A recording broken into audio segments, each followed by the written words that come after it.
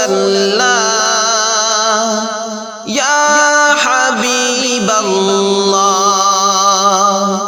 জন্ম আমার নবীর যুগে হলে কেমন হতো,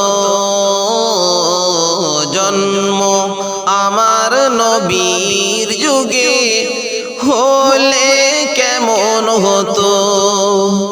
দুনয়নে রাসূল পাক দেখিলে কেমন হতো,